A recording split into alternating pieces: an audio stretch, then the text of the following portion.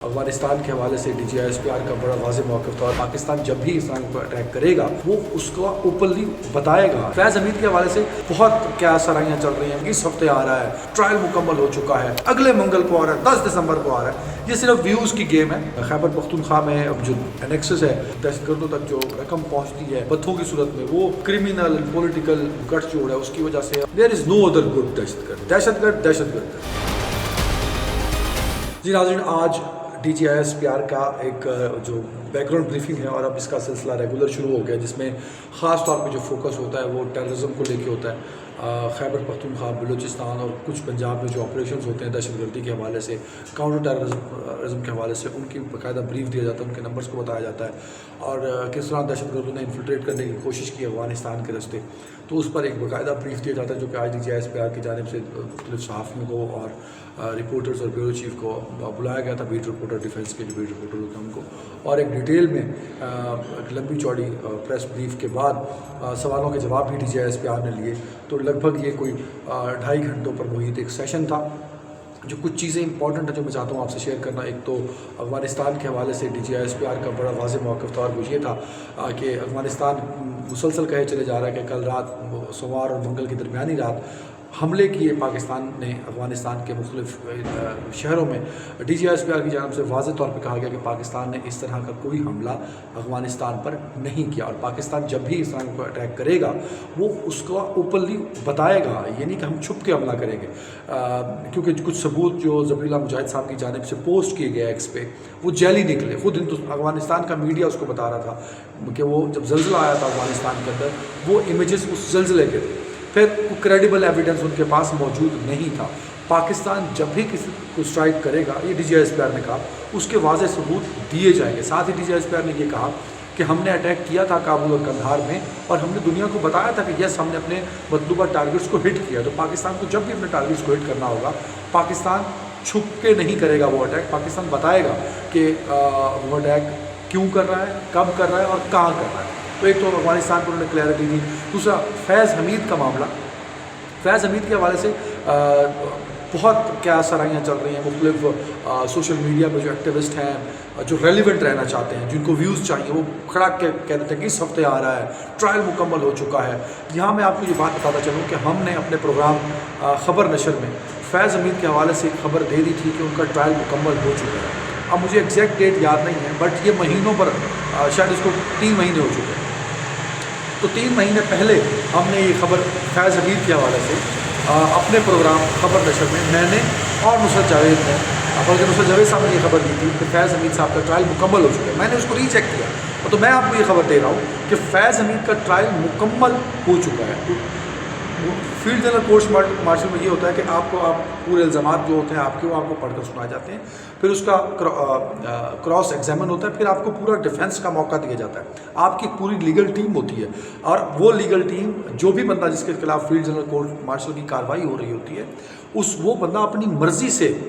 Legal team بناتا ہے، پوری ٹیم، ایک وکیل نہیں ہوتا، پوری ٹیم۔ تو فیض حمید، ایک وکیل بھی ہو سکتا ہے، فیض حمید صاحب نے پوری ایک ٹیم بنائی، لیگل ٹیم، اور اس ٹیم میں 2 دفعہ چینجنگز بھی کی گئی فیض حمید صاحب کی جانب سے، تو ان کو ٹرائل کا، ایک فیئر ٹرائل کا بھرپور موقع دیا گیا تھا۔ وہ ٹرائل مکمل ہو چکا ہے،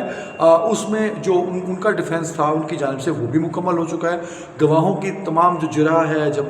جواب ہیں، وہ بھی تمام مکمل ہو چکے ہیں۔ تو فیلڈ جنرل کورٹ مارشل کی کارروائی مکمل ہو چکی ہے، یہ ہے خبر۔ اب وہ کب ان کو اناؤنس ہوگا یہ ڈیسائیڈ کرنا ہے باقی ہے، اور وہ آف کورس ڈیسائیڈ ہو چکا ہوگا، اس کا اناؤنسمنٹ باقی ہے۔ تو اناؤنسمنٹ میں حوالے سے کسی کے پاس کوئی خبر نہیں ہے، سب کے پاس بس اتنی خبر ہے جو میں نے آپ کو بتا دی۔ اس کے بعد اندازے ہیں کہ میں بھی آپ کو کہہ سکتا ہوں کہ اگلے ہفتے آ رہا ہے، تو اگلے سوموار کو آ رہا ہے، اگلے منگل کو آ رہا ہے، 10 دسمبر کو آ رہا ہے۔ یہ صرف ویوز کی گیم ہے، کبھی بھی وہ آ سکتا ہے۔ ٹرائل مکمل ہو چکا ہے، کسی ٹائم بھی وہ ٹرائل جو ہے وہ سنایا جا سکتا ہے۔ اس پر DGI-SPR سے سوال پوچھا گیا تو DGI-SPR نے بھی یہی جواب دیا کہ بھائی ابھی تک میرے پاس کوئی اطلاع نہیں ہے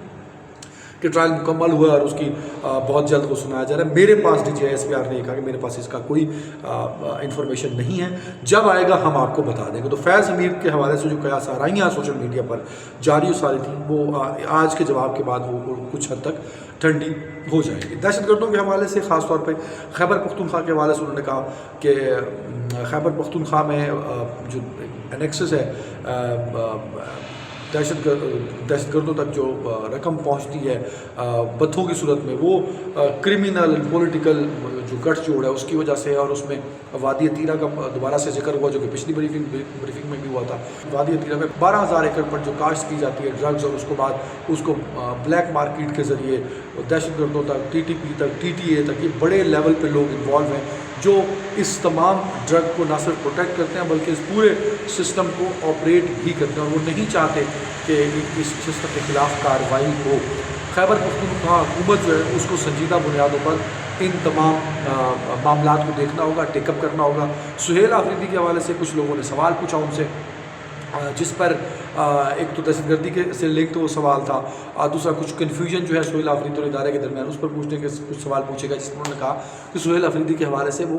کامنٹ نہیں کریں گے، کیونکہ ان کی پوزیشن یہ نہیں ہے کہ سہیل آفریدی، کیونکہ وہ وزیر اعلیٰ ہیں، وہ اگر کوئی بات کرتے ہیں اور اس پہ DGISPR کامنٹ کریں تو اس پر انہوں نے کامنٹ کرنے سے گریز کیا۔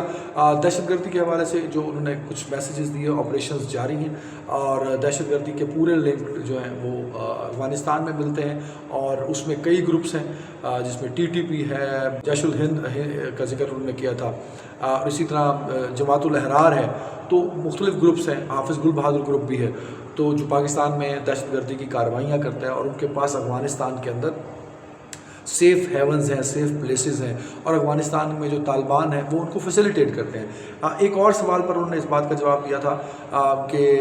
ایک صحافی نے سوال کیا کہ آپ تو طالبان کی موجودہ حکومت کو نان اسٹیٹ ایکٹر کہتے ہیں، تو آپ کیا مذاکرات نان اسٹیٹ ایکٹر سے کر رہے ہیں؟ تو انہوں نے کہا کہ ہم کبھی بھی طالبان کی موجودہ جو رجیم ہے، موجودہ جو عبوری سیٹ اپ ہے، اس کو ہم نان اسٹیٹ ایکٹرز نہیں کہتے، ہم یہ کہتے ہیں کہ وہ نان اسٹیٹ ایکٹرز کی طرح ایکٹ نہ کریں۔ وہ جو ایکٹ کرتے ہیں that is like non state actors, اگر وہ اس طرح کرتے رہیں گے تو بات چیت اور معاملات آگے نہیں چل سکیں گے۔ تو DGISPR نے کہا کہ ہم چاہتے ہیں کہ TTA کا جو سیٹ اپ ہے، موجودہ طالبان کا جو سیٹ اپ ہے افغان طالبان کا، وہ نان اسٹیٹ ایکٹرز کی طرح بیہیو نہ کرے، وہ ایک رسپانسبل اسٹیٹ کی طرح بیہیو کرے، اور پاکستان کے جو مطالبات ہیں، اور وہ ون پوائنٹ ایجنڈا ہے کہ دہشت گردی پر کمپرومائز نہیں ہوگا۔ گڈ اور بیڈ طالبان کے حوالے سے پھر سوال پوچھا گیا، تو انہوں نے کہا یہ لوگوں نے پوچھا سوال کہ یہ تاثر پایا جاتا ہے کہ ابھی بھی ایک تفریق ہے گڈ اور بیڈ طالبان کی، تو اس پر انہوں نے کہا کہ نہیں،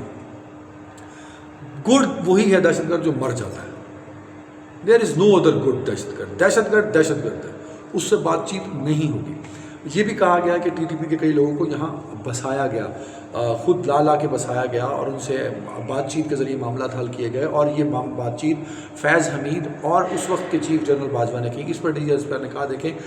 ادارہ حکومتوں کے ساتھ چلتا ہے، حکومت کہتی ہے کہ آئیے ہم سے ہمارے ساتھ مل کر کام کیجئے، تو ہم اپنی سروسز دیتے ہیں، ہم مل کے کام کرتے ہیں۔ سیلاب آتا ہے، کرونا آیا، اور کئی ایکٹیویٹیز ہوتی ہیں جس میں حکومت ادارے سے امداد مانگتی ہے، اداروں کو کہتی ہے کہ آئیے ہمارے ساتھ کام کریے، گورنمنٹ پالیسی دیتی ہے۔ اگر فیض حمید اور جنرل باجوہ نے TTP کے ساتھ بات چیت کرتے ہوئے ان کو سیٹل کرنے کا کی کوئی ایکٹیویٹی کی ہوگی تو آف کورس اپنے طور پہ تو نہیں کی ہوگی، اس وقت کی جو حکومت ہے انہوں نے کہا ہوگا، اور ان کے کہنے پر فیض حمید نے جو اس وقت کے DGIS آئے تھے، اور اس وقت کے آرمی چیف قمر جاوید باجوہ نے اگر TTP کو انگیج کر کے بسایا ہے تو آن دا ڈائریکشن آف گورنمنٹ ہوگا، اپنے اون پہ وہ کچھ نہیں کر سکتے۔ تو ایک کمپریہنسو بریف تھا، اور جس میں ایک واضح میسیج دیا گیا تھا کہ دہشت گردی کے خلاف کارروائیاں ہوں گی، اور اگر افغان طالبان نہ مانے پاکستان کے جو مطالبات ہیں صرف دہشت گردی کے حوالے سے، اگر نہ مانے تو طالبان کو پر اسٹرائکس بھی ہوں گی، طالبان پر حملے بھی ہوں گے، اور اگر طالبان راضی نہ ہوئے تو انہوں نے اس کو کمپریہنسولی ایک جملے میں مطلب ڈسکرائب کیا، وہ یہ تھا کہ دہشت گردی اور تجارت یا خون اور تجارت ایک ساتھ نہیں ہو سکتے، آپ کو فیصلہ کرنا ہوگا، آپ دہشت گردی کے ساتھ ہیں تو ویری فائن۔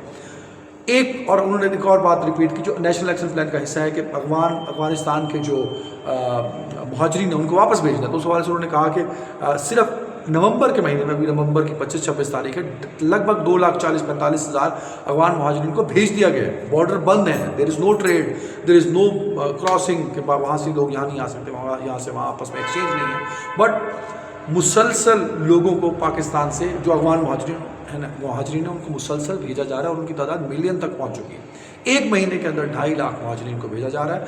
مہاجرین کو باعزت طریقے سے واپس بھیجا جا رہا ہے کیونکہ ان کے پاس ویزا نہیں ہے. اگر ویزا نہیں ہے، نیسیسری ڈاکومنٹس نہیں ہیں، تو وہ پاکستان میں اسٹے نہیں کر سکتے. اور افغان طالبان کو اپنے بیہیویئر کو بدلنا ہوگا اگر وہ چاہتے ہیں کہ پاکستان کے ساتھ پیس اور دیگر معاملات بہتر ہوں.